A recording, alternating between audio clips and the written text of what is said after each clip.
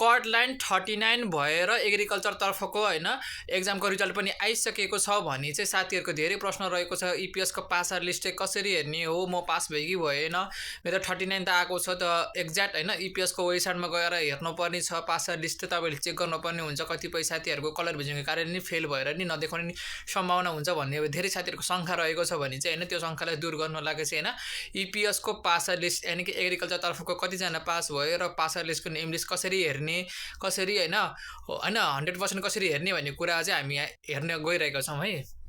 त इपिएसको passer list हेर्नको लागि तपाईँहरू गुगल क्रोममा जानु होला र त्यहाँ गएपछि तपाईँहरूले eps.np होइन नेपाल वेबसाइट भनेर सर्च गर्न सक्नुहुन्छ होइन।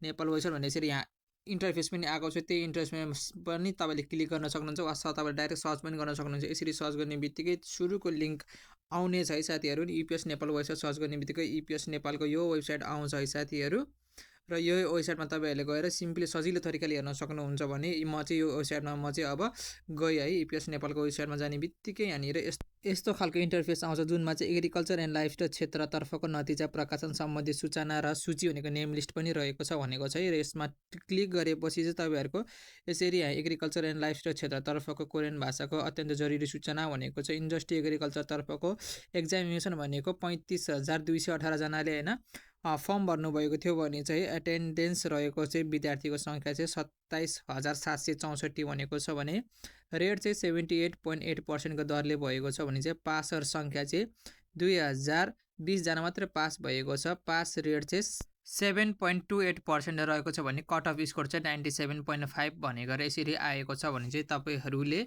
अब स्किल टेस्टको लागि पनि तयारी गर्नुपर्ने हुन्छ भने तपाईँहरूले इपिएसको पासर लिस्ट भने 2025को होइन एक्जामको थियो नि त होइन, त्यो एक्जामको लागि चाहिँ होइन पासर लिस्ट यसरी निकालिएको छ। तपाईँहरूको नम्बर 1बाट हेर्न सक्नुहुन्छ। तपाईँहरूको एडमिट कार्डको नम्बर अत्यन्त जरुरी छ। एडमिट कार्डको नम्बर फरक भएको खण्डमा तपाईँहरूको त्यो मानिँदैन है। एडमिट कार्ड अनुसारको नम्बर सिम्बल नम्बर हेर्नु होला र तपाईँको त्यो नाम हेर्नु होला। आफ्नो नाम हेरेर यहाँ इन्डस्ट्री चाहिँ agriculture and farming and animals भनेको एग्रिकल्चर तर्फकै रहेको। तपाईँहरूले सबैभन्दा सुरुमा आफ्नो चाहिँ होइन एडमिट कार्ड झिक्नु होला। एडमिट कार्ड अनुसारकै रजिस्ट्रेसन नम्बर तपाईँहरूको यहाँ हुनुपर्छ। यदि यो रजिस्ट्रेसन नाम एउटै छ तर रजिस्ट्रेसन नम्बर फरक छ भने तपाईँको त्यो मानिँदैन।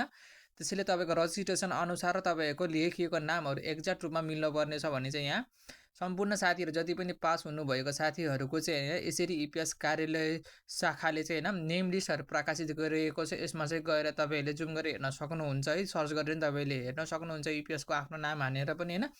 त यस्तो प्रकारको यति धेरै नेम लिस्टहरू रहेको छ। तपाईँहरूले आफ्नो नेम लिस्ट चेक गर्नुभयो कि भएन, हजुर पास हुनुभयो कि भएन है। विभिन्न साथीहरूको यसरी होइन नेम लिस्टहरू रहेको छ जुन चाहिँ इपिएस कार्यालयबाट जति पनि निकालेको छ पासर लिस्ट। त्यो पासर लिस्टभित्रमा तपाईँहरूको नाम परेन भने चाहिँ तपाईँहरू चाहिँ फेल भएको मानिनेछ। त्यसैले एकचोटि अवश्य आफ्नो नेम लिस्टहरू चाहिँ चेक गर्नु होला र पास भयो कि भएन त्यो पनि हेर्न सक्नुहुनेछ। चाहिँ पासर लिस्टको लागि मात्रै मैले निकालेको छु है। पासर लिस्ट चाहिँ यसरी इपिएस कार्यालयको वेबसाइटमा गएर डाइरेक्ट तपाईँले हेर्न सक्नुहुन्छ र कट लाइन चाहिँ 39 भएको छ। हजुरहरूको के कस्तो भयो एक्जाम, अल द बेस्ट। सबैले राम्रो गर्नुभयो होला। अब स्किल टेस्टको लागि चाहिँ तपाईँहरू तयारी गर्नु होला। कम्पिटेन्सी टेस्टको लागि चाहिँ अब चाहिँ तपाईँले डकुमेन्टहरू दिन सक्नुहुन्छ है। त्यसैले अल द बेस्ट, सबैले राम्रो होस्, सबैको कुरा जाने सपना पुरा होस्।